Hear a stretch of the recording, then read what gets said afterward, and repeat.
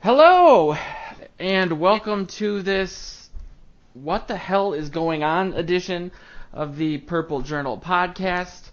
We are all members of purplePTSD.com. I am Joe Johnson, the owner of purplePTSD.com, and I've always wondered, if the Vikings continue to play well, or if in some rhetorical future they end up winning the Super Bowl, if I might have to change the URL of the website. I was just going to suggest it. 7 games in a row. It didn't really dawn on me until they're playing, the Lions obviously are a tough team, and they always kind of have our number, or as Joe would say, their number. But it was a great game on Thanksgiving. You guys have a good Turkey Day? Yeah. Fantastic. Till I get sick, that's fine. Well, the gruff-sounding impersonator of Joe Oberle is Joe Oberle. He is one of the senior writers for purplePTSD.com, which is a meaningless title. And he also writes for the Sports Post, which is not a meaningless title. How you doing? I'm just rocking the radio voice. You sound like you should be on Cool 108. I should be. And Captain and Tennille coming up next. Joe Oberle. No, the OG. The OG radio hour? Yeah. I like Oberle Wonka Oberle. I think that's very creative, but I was called. This first Star Wars came out when I was. Well, I'm not even gonna say when, but so I was. When you called, were in your 50s? Yeah, I was called Obi-Wan for a long time. Wow, I thought I was the first one to actually put 2 and 2 together, but story of my life. Nothing is original, and none of us are special snowflakes. Nothing matters. Well, what happened to Luke? I want to do, not to interrupt you, but I want to do a mashup of how Luke used to be. I don't know, and this is kind of it's weird because I understand that my role, both on the site and on the show, is really, I'm not like a numbers guy. I don't technically know how to read. I kind of represent the more emotional fan that kind of ebbs and flows. If you look at the titles of the podcast from earlier in the season, it's basically Hello Darkness, My Old Friend was one of them, and another one was what the hell is going on, version 1.0, or We're Cursed. So, long story short, I feel it was a super apocalyptic podcast title after we had a bad preseason game. Yep, it was over. Yeah, I guess I'm the curmudgeon now. Yeah, that's my point. What happened? I was the one that was we started winning. See, I have always stayed a little bit tempered, and when we're losing, the entire football world, the entire Vikings blogosphere and the Facebook community and Twitter and everything goes completely apocalyptic. Okay. So we had a rough season last year, and I was like, hey, it wasn't that bad. Calm down. We're not going to be picking top 5 and firing the GM. And everybody's like, we're going to pick top 5 and fire the GM. So I was everybody was like, hey, calm down. And now we're winning, and people are like, Super Bowl, home Super Bowl, let's go. And I'm like, hey, maybe calm down also that way, too. So I'm just trying to bring everything back in toward reason and get everybody to think critically. That's actually what got me. I tell the story way too many times, but when I started Purple PTSD, the last thing I did to get kicked off of Reddit was I'd gotten in a 3-day argument with a guy over Trey Waynes, and he was adamant that Trey Waynes was going to be garbage because he couldn't turn, which didn't. He's not, it just didn't make any sense. It caused a lot of problems for him. That's an issue for maybe a little bit later. But after we drafted him. So everyone was ripping on me for supporting Trey Waynes because I wrote an article about his shuttle run, and that changed everything. After we drafted him, the guy started saying, I'm so psyched, he's a physical specimen, and Zimmer will mold him into a all-pro. And so I took what he said the day before, screenshotted it, and compared it to that, and I said, why isn't there any integrity on this friggin' website? And it basically was get a life was the conclusion. So that's why I started Purple PTSD, but it seems Luke, he's also a senior writer for us. He's a co-host of the Pocket Protectors podcast, and is it more of a, I feel very cautiously optimistic, but I feel, and I'm sure you guys can agree with me on this, that there's like another shoe that's going to drop at some point. I think it's like there's something waiting around the corner that's going to doom us. Unless you think that other shoe is like, we lose to a good team in the playoffs, which could totally happen because there's a lot of good teams in the NFC. I don't know how cautious I'm being about my optimism right now. I mean, as much as I've tried to, like, rein people in who say, like, we have the best offensive line in the league, like, okay, calm down. Isn't that a lot because of Keenum's mobility, though? Well, because they're like, Keenum doesn't take sacks, therefore it's the best offensive line in the league. And it's like, yeah. It's, well, maybe not. But, like, they've been fine. It's okay. But as much as I like a lot of the content. Sorry, what? That's your echo, I think. There's like a weird. I hear was like talking to my owner. Are you? Yeah. It sounds like you're stowing away on a early '60s era airplane. Okay. But anyways, like as much as I guess been a hater or whatever, this team is very special and can probably make a deep run in the playoffs if they can get by these tough teams. Like, they could run into the Saints in the first round and lose to the Saints in the first round because the Saints are very good, and I wouldn't be that surprised. I also wouldn't be very surprised if they beat the Saints. But I think this is a team that has the capability to go deep in the playoffs, and what more can you ask for? What does that term mean? This team is very special.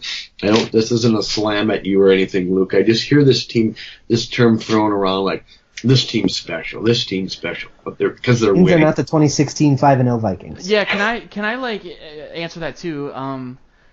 For me, I feel like outside of how the Lions game almost ended, which that was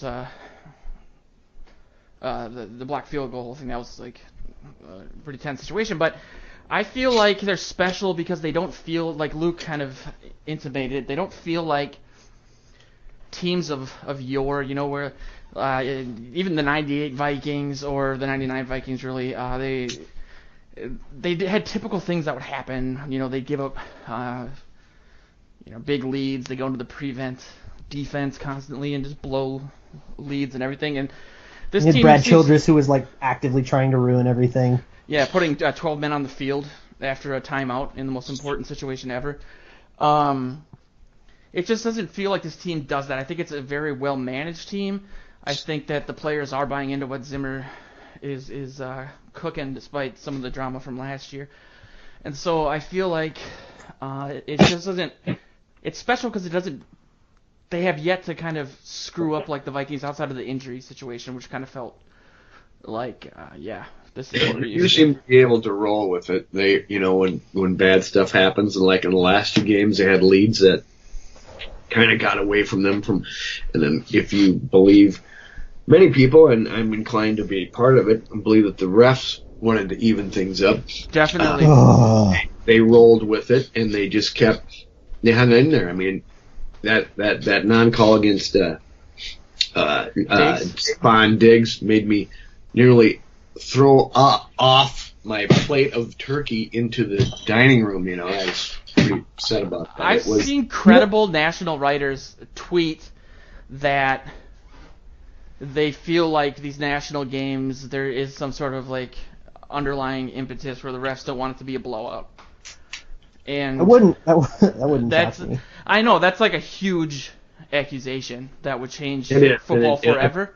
But I was surprised to see that coming from like somebody that worked for, I forget what. There was an even worse one. As bad as that Diggs no call was, there was an arguably worse no call. I believe it was the play right after it. The broadcast didn't catch.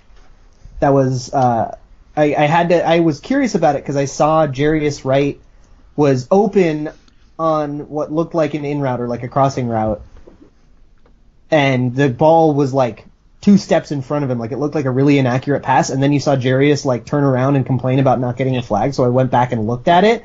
Egregious hold for like 4 steps. Defensive hold. I've been a Vikings fan for forever, as we've established on this show, and have had this argument for forever, and I've really come to believe what I've heard some people say is football will be too difficult to fix in any form. fashion. And, all you need is one player on a basketball court. All you need is the pitcher, maybe in baseball and blah, blah, blah. But in football, you've got to have, the refs. It's more incompetence with NFL refs than it is. And didn't Zimmer come out and say that, they scout the yes. refs and that he kind of had some sort of expectation that this might happen? Super coy wording, yeah. Yeah, he almost went too far, but he said, I told them that basically what he was saying is that this crew really calls pass PIs and holding really so you can expect to have some of that. But then he said, I better not say any more because he was heading into fine territory, and, which I thought was a really good way of saying it, and I think they did. They called plenty of things that happen, and you've heard the old adage, you could call holding on every play, and when they don't, on the one like Luke just described, maybe it is like, well, let's give the home team a chance. I don't know, but it was poorly officiated, that game, I thought. As poorly officiated as it was too, and there were some that went in our favor. There were a couple of delay of games that I think there were plays we did not get off that they didn't call, but I saw one. Yep. Absolutely. Yeah. It wasn't that in the red zone. And that could have been, and it was just like a poorly managed game all around. But I think like you always hear calls like you get in basketball. Yeah, you always hear after these games, if you lose because of the refs or if there's a bad, the counterpoint is always, well, it shouldn't have been that, if blah, blah, blah, you didn't mess this, and that up, it wouldn't have been close enough for the refs to affect it. And this is what that looks like. This is the game where it wasn't close enough for the refs to change the outcome. Because we were blowing them out in the beginning of the half, and it took that much ref stuff to get it within a score. One quick story here real quick. I was coaching my 6th grade-year-old daughter in basketball, and she's a point guard, and she was, we got beat in the last seconds, and she's just steaming on the way home in the car, and I started talking to her about it, and she started saying, well, this ref did this, and ref did that, and I took off my coach's hat, put on my dash, said, well, we can't blame the refs for losing, and she goes, I'm not blaming the refs, only when they deserve it. All right, I got one. When I was in not little league, peewee or whatever you call it, basketball, like youth basketball, my dad was the coach. And we would be practicing, and we would just, there'd be 6 of us kids, and we would do like 3-on-3 just in practice, like a scrimmage. And my dad at random times would just like blow the whistle and be like, foul on you, for absolutely no reason, and you get all mad, and you'd be like, it's going to happen in the game, deal with it, gotta just move on. Nice. And I swear every time we were the only team on the court that would never complain to the refs, because we were used to it. Dad would screw with us all the time in practice. That's brilliant. I hope he listens to this episode, because that memory stuck with me. Well, I got nothing. You guys have all these heartwarming Americana stories, and mine are for playing youth hockey for Henry Edison and getting screamed at when I'm 8 years old by an alcoholic coach. We've all had one of those. They're drawn to the profession.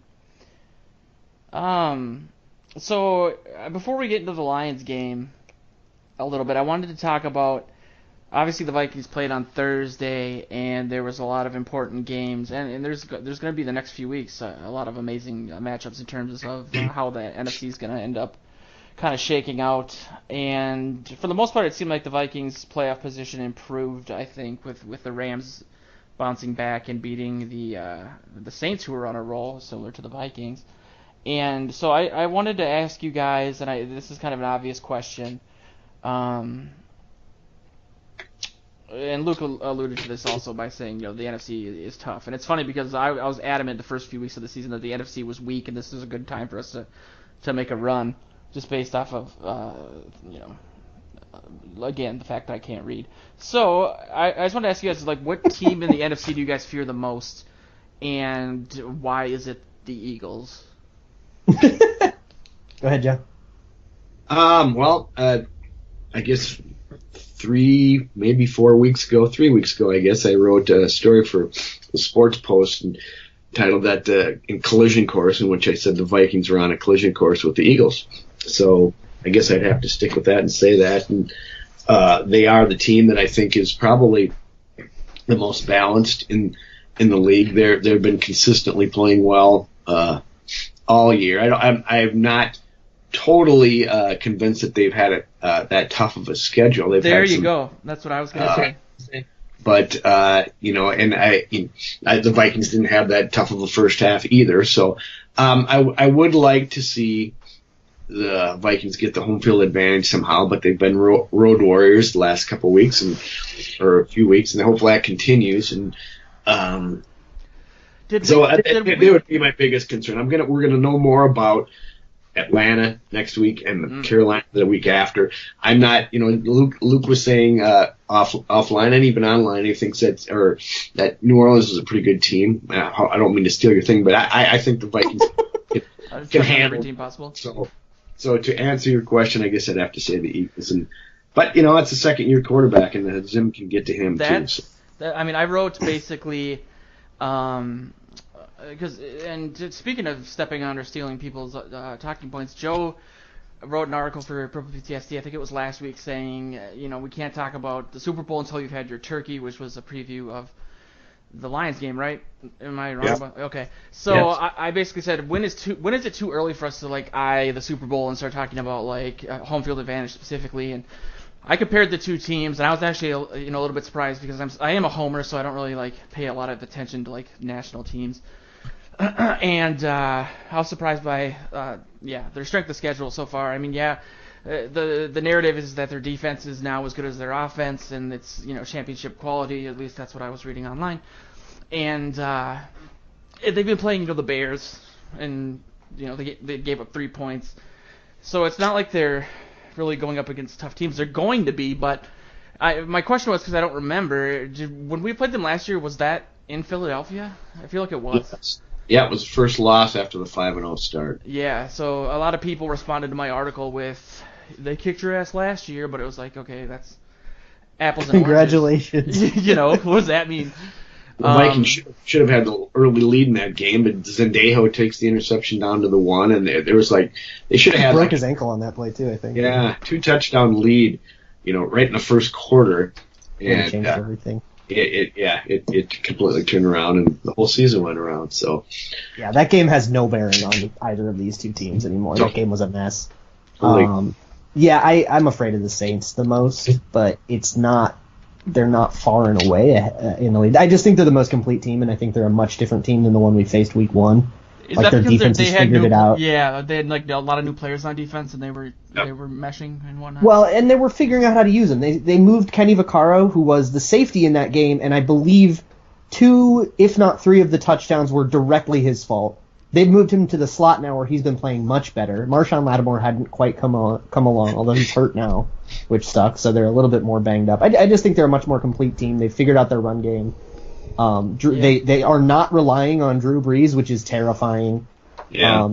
I think the Rams, if we met them in the playoffs, would put up a much better fight than they did the first time. There's a great Brett Kollmann video about how Mike Zimmer beat up on Sean McVay's offense, and essentially how the entire thing is fixable, and they can come in with just a bit of a different game plan and absolutely take us toe to toe. Yeah, the Rams, and honestly, those two teams scare me more than the Eagles. The Eagles are the Eagles. I haven't seen them tested yet, which means doesn't mean that they're not as good as 9-1. It's just that, or 10-1. It's more that they have a little bit more to prove to me.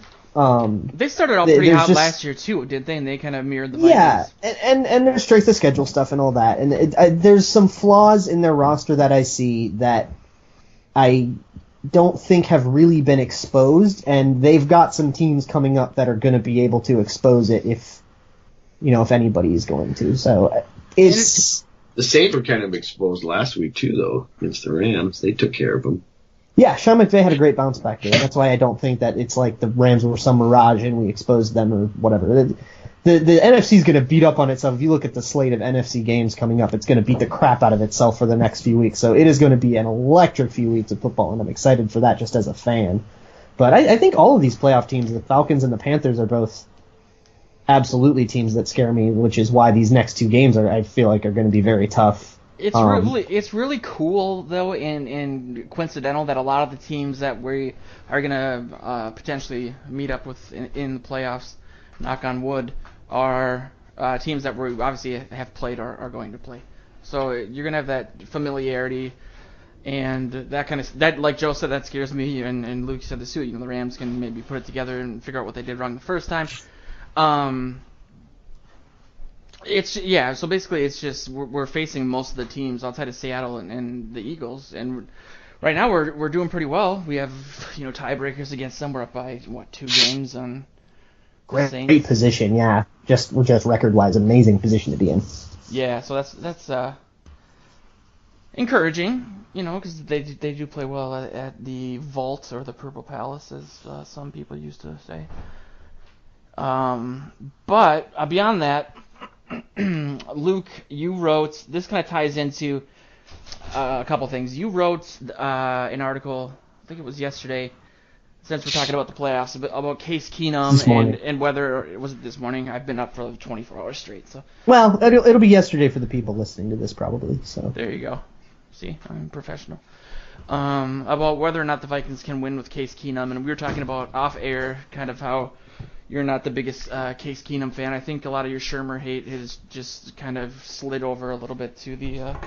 Well, he improved. I still stand by that he was dumb in 2016, did a bunch of dumb stuff, and throughout the rest of his career, he's no longer doing that dumb stuff, and I couldn't be happier about it. Yeah, and that's, I think that's cool that we basically like to admit when we're wrong, which is pretty much the intro to every article that I write. So... did you want to kind of just explain that article a little bit and let people know, your point of view on that? Yeah, I mean, in a sentence, the gist of the article is that the last 3 games have been the kind of game, like, they look like what it looks like when you win a playoff game. These last 3 games have been electric for Case Keenum. There's no two ways about it. He's been, statistically, it matches up with what kind of the typical playoff winning effort looks like. He's had other games, though, the Green Bay game, the Baltimore game, the Cleveland game. All of those were fairly shoddy. And if you take those efforts and copy-paste them into playoff games, it looks a lot more like a loss than a win.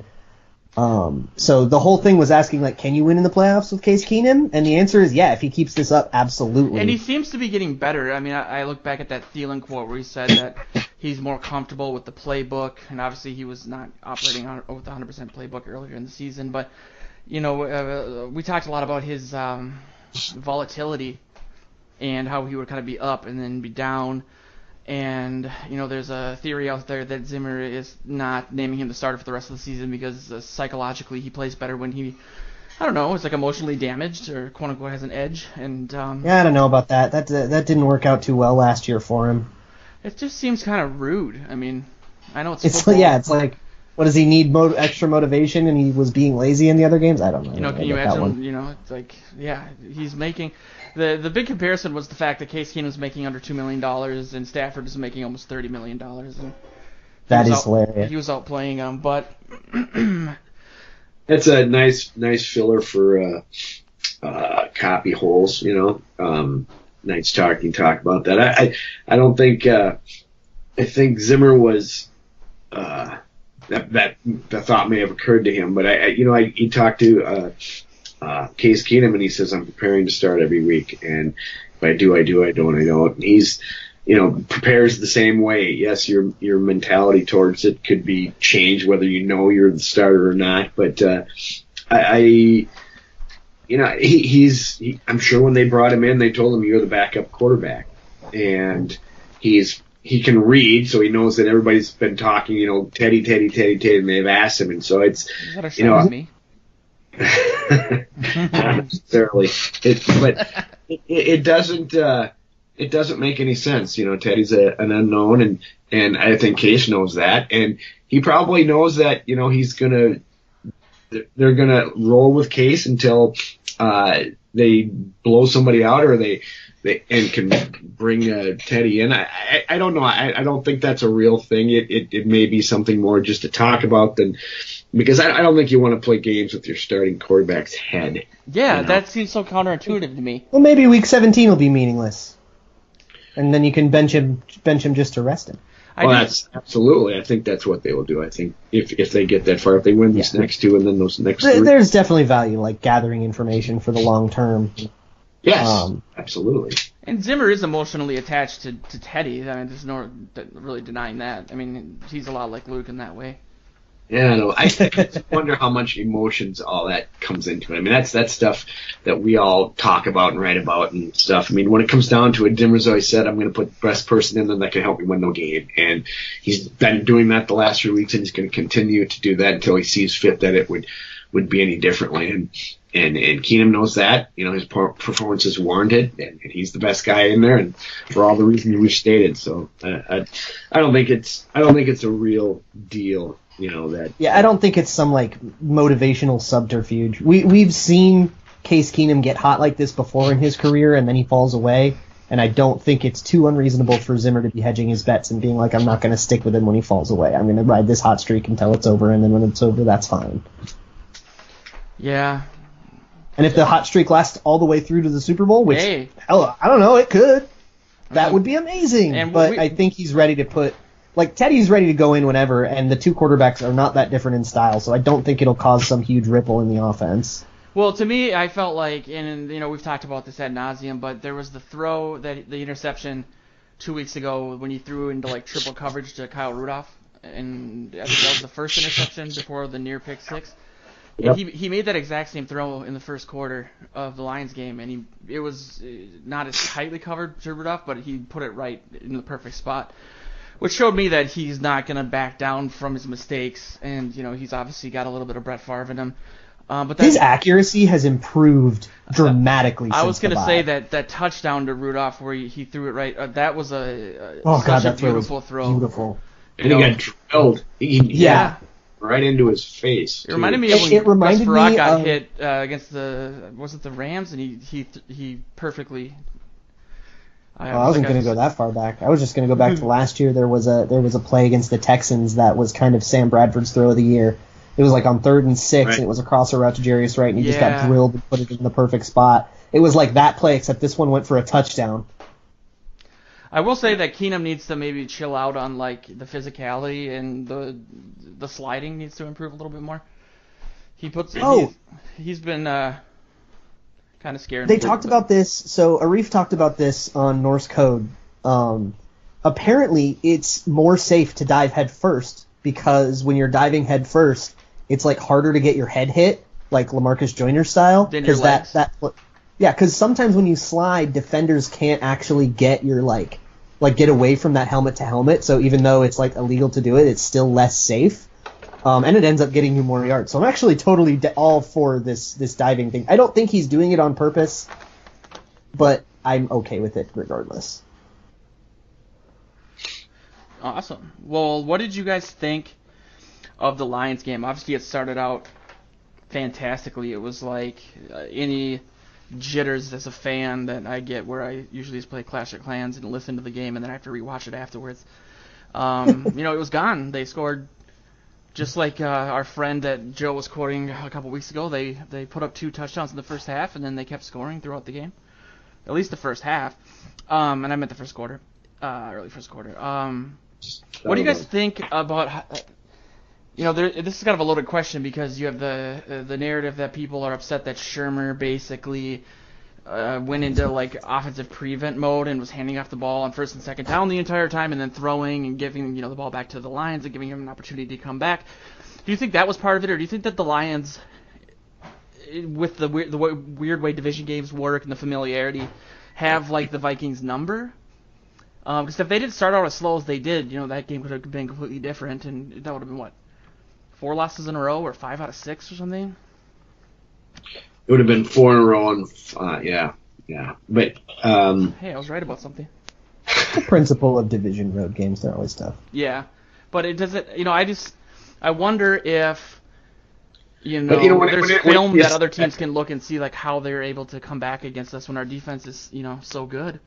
But if you say that, if you're using if they started out differently and everything after that point is different, you can't assume that the rest of the game is going to be the same. Oh yeah, I mean that's a complete can of worms. I agree, but I'm just saying that I think teams make adjustments. They all it's like in basketball, they say they know that the other team knew they was going to make a run. You just have to be ready for it. And the Lions are at home on Thanksgiving. They're going to make a run. They're going to, they got a heck of a good quarterback back there. They're going to. Don't you feel a little bit like, not to interrupt you or make an argument on this, but like the last 4 games, or the 3 games before this one, it always felt like they were stolen from us. Like they were games we should have won. The one that went to overtime, the one where there's something wrong with the field goal. Yes. It just feels like they have our number and they come back at the last second, and I'm trying to figure out why.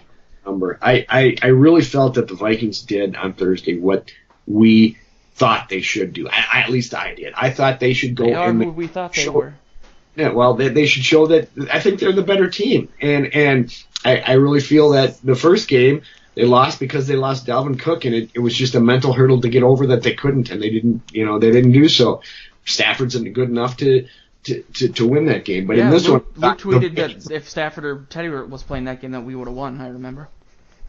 I do still think that about that game. That was one of Keenum's bad games. It's a completely different man than he is now. Yes, and they were the better team. They came in there with all the momentum, and the Lions had been losing some. They'd lost 3 in a row, and then they won 3 in a row, so they're up and down. And the Vikings have been a consistent team for several weeks now. They should have the better defense. They should have come in there, shut down Stafford, get to him a little bit, and they certainly shut down the running game. It wasn't that difficult. It was just a matter of, I really believe there was some help from the refs, and that got them back in the game. I don't think they have the number. I just think that's part of, like Luke says, a division game. You're going to have that. Nobody wants to lose in the division. It's a double loss, so they're all going for it, and they certainly don't want to on Thanksgiving. So yeah, those games are weird for everyone. I will say a couple notes on just the actual flow of the game. On the point of Pat Shurmur running, I'm just looking at the play-by-play of the fourth quarter. 2 major drives in the fourth quarter were for the offense. One went for almost 6 minutes, and the other went for about 3, and ate up 2 timeouts, 2 Lions timeouts.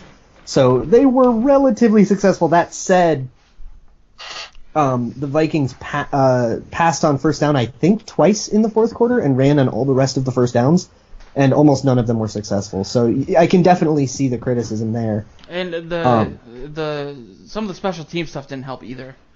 Yes. A couple field goals for crying. The two blocks, both of them I would squarely lay on the shoulders of Kevin McDermott. Yeah. One of them, Kevin McDermott never got his shoulders above his hips to block. He just never got up, and then he got bowled over.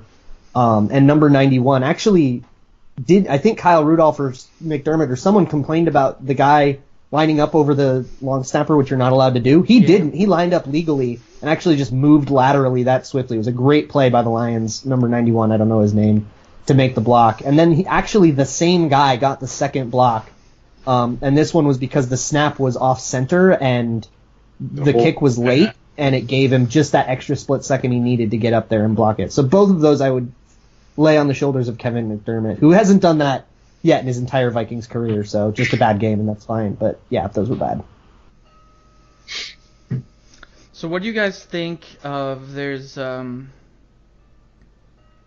with the defense, the deep purple, as I like to call them, the defense playing well? Obviously the Lions game may not be the best representation of that, but I saw a couple of articles out there, just because it's kind of a slow weekend with the game being on Thursday, about Vikings fans voting on who the defensive MVP is, and it feels like it's an amazing position to be in, but it feels like that's a really hard question to answer. Of the team? Yeah, as a whole. Ooh, that is hard. If you could only pick one, then I can't do it. You got Linval Joseph, Everson Griffin, Mike Zimmer's playing well. There you go. go. Mike Zimmer. Jerry Gray. Trey Waynes. Trey Waynes improved a lot over the course of the year. He started off really bad, and as the year went on, he's kind of ascended into average cornerback, which is nice for a CB2. I saw an article that kind of showed that and this is relatively obvious, but how his development is mirroring Xavier Rhodes' development. think it's a little slower, but sure. Yeah, I just see things that, and I'm a huge Trey Waynes defender, obviously, as my earlier story indicated. I don't know. He constantly, when he makes a bad play or someone makes a catch, he always seems to, like, you can tell it affects him mentally. Like, he shrugs his shoulders, or he's always like, what else can I do, you know? Like, it just feels like, I don't know, he has a different mentality than Rhodes. You know, Rhodes doesn't do that, but granted, they never throw the ball his way anyway, except for last week. So I worry a little bit about, like, you know, his mentality, the fact that he is in, like, great position, but he doesn't get his head around like he did on that really great catch that they made on him. Joe. You're like a Trump supporter. It doesn't matter how bad of a plays he makes. You're still right there at his back. That's tough. I think he was beat on that one, and that's why he didn't. That's why he didn't turn his head, because he was wasn't beat and he had to just catch up. He was on. Oh, he him. wasn't? No, he was on him. I thought he perfect the entire time. I mean, he didn't close the gap or anything. He had to have seen the receiver turning his head and putting his arms at the catch, and he didn't do anything. Yeah, He's learning and developing, and you wish it happened faster, but it's happening. But, you know, I want to talk about the other corner, though. Who? Xavier. Yeah. Oh, God, yeah. He got lit up by Marvin Jones, who, by the way, had an amazing game. I've seen a few breakdowns of, like, some of the plays that Marvin Jones got on Xavier, and Xavier there was no discernible difference in the quality of Rhodes' play versus other games. It's just Marvin Jones did stuff perfectly and really, yeah. I mean, he's playing like a top 10 receiver this year. I left him on my bench. I'm so bitter. Yeah, I've had Latavius Murray on my bench the last 2 weeks. I don't know why. Yeah, Rhodes. There's the narrative also of people saying, you know, it's gonna be amazing to watch Rhodes cover Julio Jones when they meet up with the Falcons, and he did have that interception at the end of the game that kind of made up for some stuff, but. Zimmer loved it. What do you guys think about? Yeah, that's exactly when he's like, they're fighters. That's you get beat up all day by a player who's playing out of his skull, and then you get the game-winning interception on him. That's being a fighter. Yeah.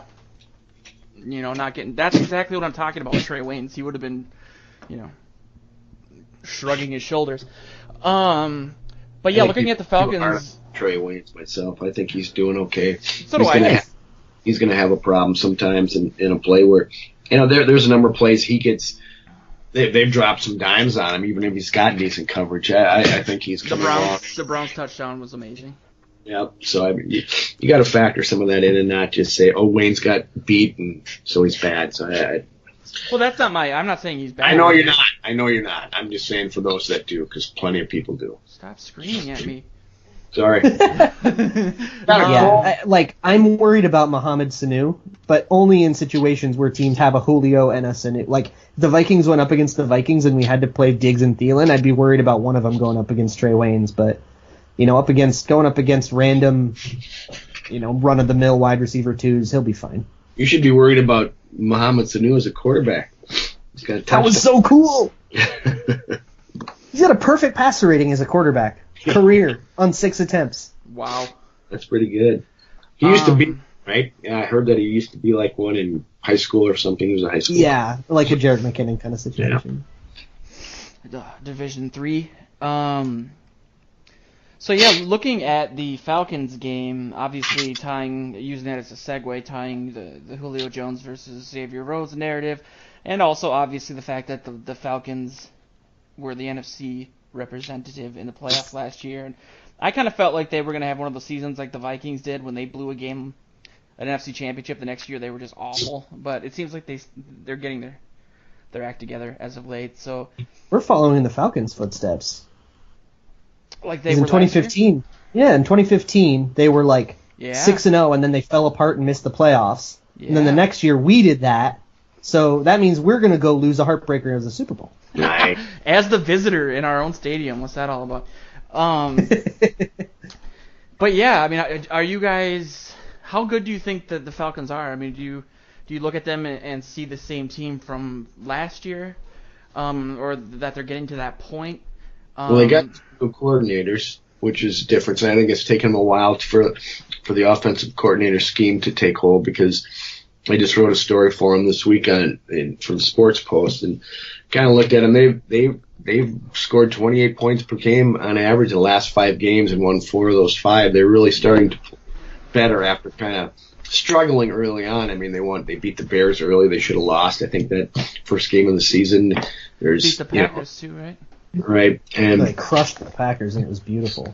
But they're starting to Julio Jones coming into last week only had 1 touchdown. Yeah. And then all of a sudden he goes for 253 yards this past week, and so I think they're starting to get it together on offense, and their defense is kind of holding its own. So I think it'll be a really good test. It's in their house. And I think about a month ago, people were circling that as a win because they had just lost to the Dolphins, and they were really a mess. And you're right, they really figured things out, and I think they're hot. They're as good as we thought they were going to be when the schedule came out at the beginning of the year. I kind of wish we got them back to back with the Saints. I'm really glad we got the Saints week 1, and I kind of wish we got them week 2. I agree. Super Bowl hangover is a real thing. It really seems to be, especially when you. Well, losing Shanahan sucks, and you need to get used to Steve Sarkisian, who I still don't think is very good. I think he has them underperforming for the amount of talent that they have, but they're kind of getting used to him too, so it's improving. There'll be a tough offense to slow down. Indeed. And Xavier versus Julio is going to be just amazing for football. I kind of, even if Julio goes off against him, it's such a good matchup. I'm just excited to watch it. Yeah, we've had this argument before where it's sort of, I'm the type of guy that's let the other teams completely fall apart, get injured, and match us up with, the worst wild card team possible and let us sneak into the Super Bowl. Because I'm that desperate, and I know both of you guys kind of have the mentality of, if you're gonna win a championship, you got to go through the best teams, and you got to beat good teams in the playoffs, anyways, right? If you can't beat good teams, you can't beat good teams. Well, the AFC is maybe proving that wrong, but the 2-team AFC #unmerge. Yeah, it feels like the 70s all over again. Or any of the last 15 years. There you go. But yeah, what do you guys think? I mean, we've kind of touched on this a little bit, but how do you think we're going to be able to slow down that offense that's been scoring that many points, and what do you think we have to do on offense in regards to basically, continue our win streak? And I guess the question is, what are the keys to the game? Go ahead. No, you go ahead, Joe. I was going to say that they've got a better running game than we've seen in the last few games. Devonta Freeman's been out with a concussion the last 2 weeks, but when him and Tevin Coleman are in there, they're a really tough duo to keep tabs on. They both catch passes out of the backfield, and they were all of a sudden going to be, after last year, everybody's going to see that's the new blueprint. You got to get all these guys, got to get rid of Adrian Peterson and get guys that can catch the ball out of the backfield. But anyway, they got 2 great receivers. I'm not sure. I haven't really looked at their offensive line. I think they're okay, and just slow them down. I don't know. They're gonna, like you say every week, they're gonna have to stop those guys out of the backfield, and then see if they can get to Ryan. I don't think he's much of a runner, is he? He's not that mobile. No. He's not like a statue, but it's not like part of his game. Yeah. So it's they're gonna have to score points on because the Falcons are gonna score some points. So Case is gonna have every bit as good a game as he's had the last few weeks just to stay with him. And I think there'll be a few points scored in this game. I don't want to go yet. I wanted to also, Luke, before we get into your keys, touch on an article that you wrote.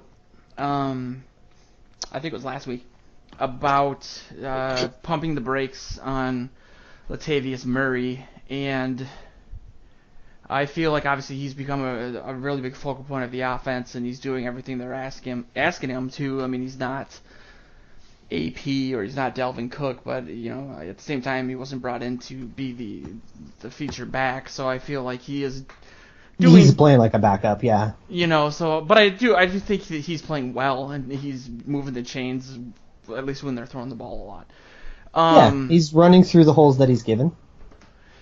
Yeah, so I was just going to bring up that article too because we have a little bit of extra time, and I was wondering, kind of how the use of Murray and then the periodic, sprinklings of McKinnon, how that affects the defense, how that's been going, and again, touch on that article a little bit because I think people are maybe taking it out of context just because of the title. I think there's a lot of people that read titles and assume the answer. It was pretty negatively tinted. Here's the point about Latavius Murray. And we talked about this last week on the Pocket Protectors podcast. We had a whole thing about running backs. And essentially that the value of a good running back is really limited, and that's why teams like Leonard Fournette is very good on the Jaguars, but his impact on the actual team, it's not helping them much. Even like he's very good, but it's not helping them much. And ultimately having a bad running back is really not that impactful at all. It's just that he's not creating more, but the offensive line is creating what he gets, which is a pretty paltry yards per carry and not that much of a run game. We saw last week yards he had per carry? I thought he had it's like 3 point something. It's like 27th in the league or something like that. But I thought through the last 4 games, I wrote this huge diatribe in response to your article in the hopes that I would get in some arguments with people. And I thought that I looked up the last 3 or 4 games that he had a 5.6 yards per carry or something like that. But maybe, I don't know. I don't know. Last week he had one 46-yard run, which I think most other running backs would have housed, but his speed really he got caught up to it. It was not a great look. Well, he's a beast.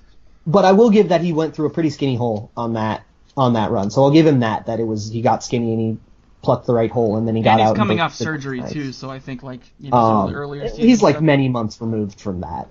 But I'll give him that run, and it was a 46-yard scamper, and it was over half of his yards on the day. I think he had 2 yards per carry on the rest of the day. So it's one of those things where we have to look at it a little bit more we have to think critically about these things. That said, again, it doesn't matter that much. He's not creating any extra for us, but that's fine. Running backs aren't really ever relied upon to create extra, unless it's something like Adrian Peterson in 2012 and the offense can't do anything else. And he's not turning the ball over. And and he's not fumbling or any of that. He seems to get the ball in the house when they ask him to, which is, I think that's one of his and talents. He can run into the end zone when there's nobody in front of him because Nick Easton made a good block like that. He can do that just fine. I don't know that. I don't think that touchdown 2 weeks ago was a touchdown, but he fought for that one.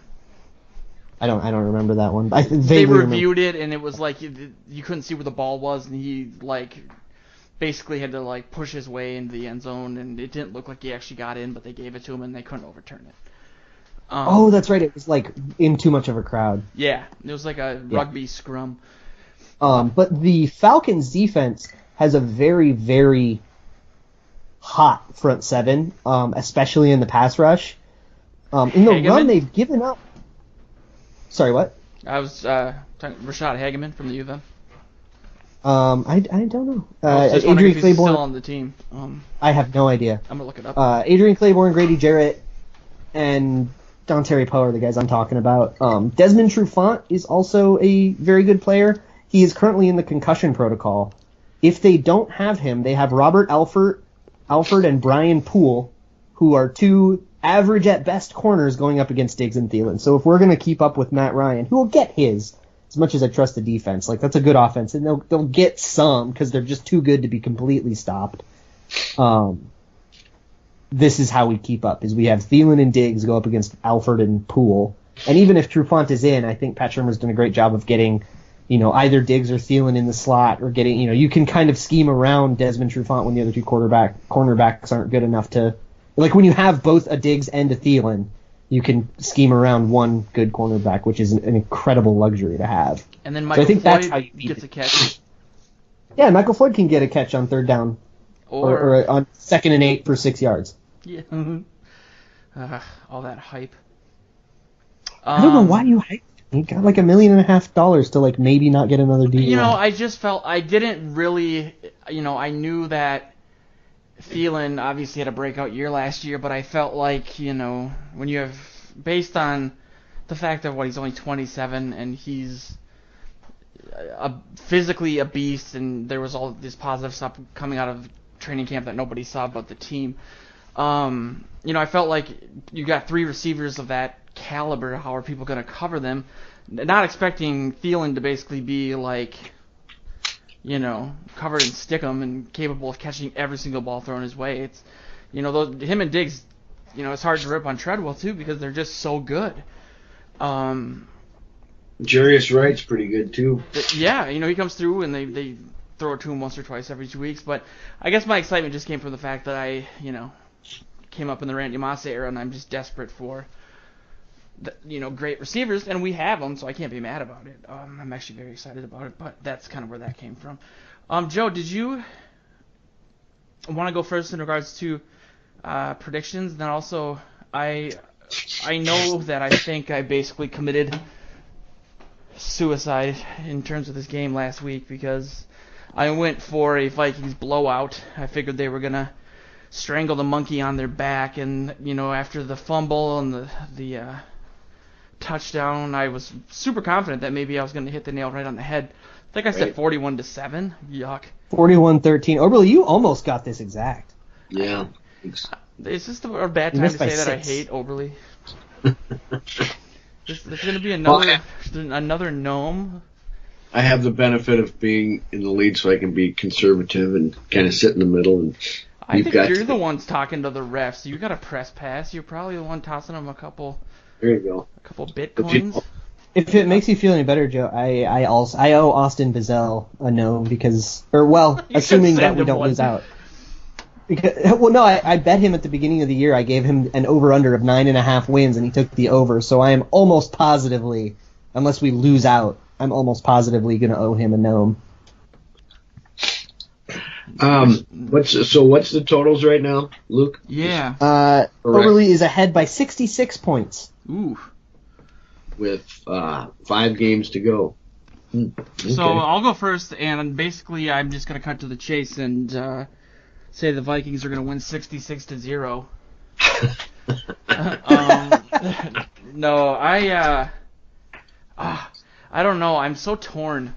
I'm so, half of me, it's like bipolar football fan. Half of me is so excited and optimistic, and the other half is just like, there's no way we're going to win 8 games in a row. With Case Keenum, I mean, this doesn't happen. And so I feel like at some point we're going to lose, and it's probably going to come down to a Forbath situation. And not necessarily saying some of these things are his fault, but they were not his fault. But it's either way, special teams is a better way to put it. But I'm going to have to go with the Vikings winning again. I think Rhodes is going to be motivated. Obviously, people are watching him against Jones, and he knows he had pretty much his only bad game in the last 32 games, even if you want to call it bad. I'm going to have to say the Vikings are going to win 34-31. Wow. There's going to be some points scored. Yeah. So I'm going to be the only one calling the loss. How do you know? What happened? Oh, come on. You live in L.A. Did you run into Weinstein or something? Hey-oh. Just disregard me. Matt Ryan reminds me, every time I see him, reminds me of Teddy's breakout game as a rookie, right? That was his first big win.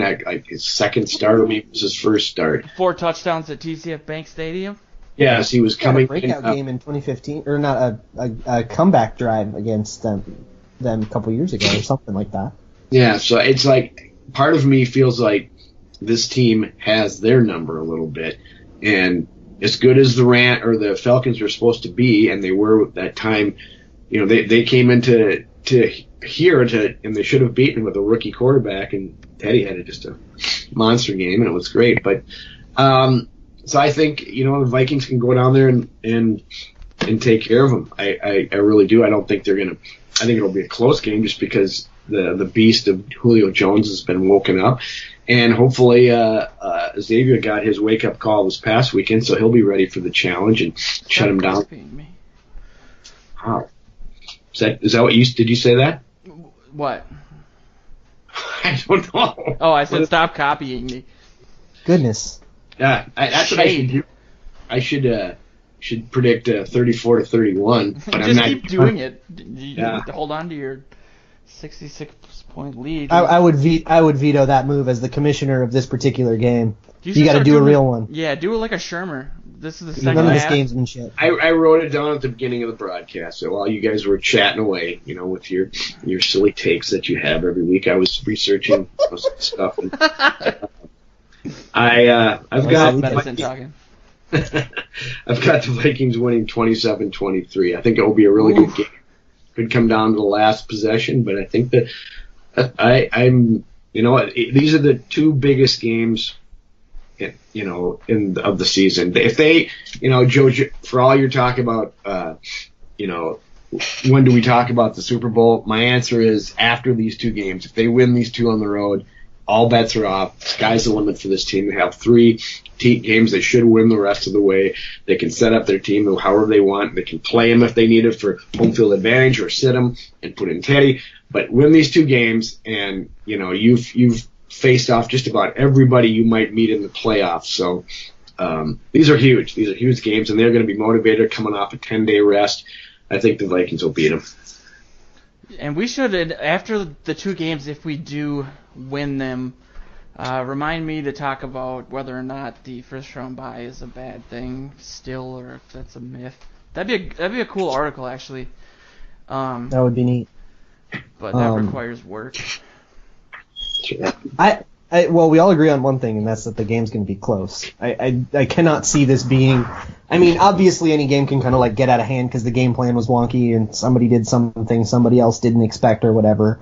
But I just, as well as the Vikings are playing, I don't think anybody can come into Atlanta and crush this team the way that they're surging. The Falcons are just too good for that.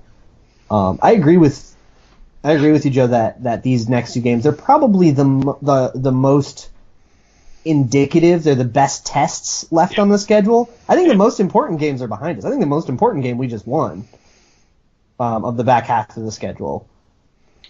I think they need home field advantage. I think these next 2 are pretty crucial. Yeah, I do. I think that too. I think that's going to be kind of the determining factor in the NFC Championship. So in the Can Case Keenum win in the playoffs article, I gave Keenum credit for 5. I call them playoff worthy games. 3 of those were on the road. Yep. He's not bad on the road. Not to say that home field advantage isn't incredibly important, but it's not I don't think it's going to be like 2009 where that game really came down to home field advantage. Yeah. I think we can go if we end up having to go into Philadelphia. I think we're totally capable of that. But in this game, it's going to be a tough one on the road in the new Falcons Stadium. What is it, Mercedes-Benz Stadium? Yep. I had a lot of trouble picking this game. I eventually went with the spread, which favored the Falcons, but I don't feel that confident in it because it's really hard to pick this one. So I went with I think it's Falcons by 3, which means it's even high on a neutral field. Yep. I think it is. I don't know. It could have changed since I checked it last. No, that's... Oh, okay. Never mind. So I'm going with the Vikings loss, but I don't feel that confident in it. This is just a really good team, and we're in their house, and that's always going to be hard. But to hedge, my bold prediction is that I think Julio Jones is going to have fewer receiving yards than Stephon Diggs, and he's also going to have fewer receiving yards than Adam Thielen. I think both of them are going to outproduce Julio Jones. That take, I see a big bounce-back game from Xavier Rhodes. Yes. As well as he played, Marvin Jones just had a great game, and I don't think he lets that happen to him again. I think he's going to come out mean. He's going to come out angry, and I think Matt Ryan's going to favor Austin Hooper and Toilolo and Mohamed Sanu over Julio Jones, and I don't think he's going to get going at all. Let me say one thing real quick. Dwight. Marvin Jones and the replays. He had a great game. But that first touchdown where he came across, he just barely got in. They had to review. Yeah. They never showed it from the opposite angle. I don't think they had the angle. What my brother-in-law told me, because I said the same thing, and he said there's 4 guys in the way on the other camera coming across the goal line.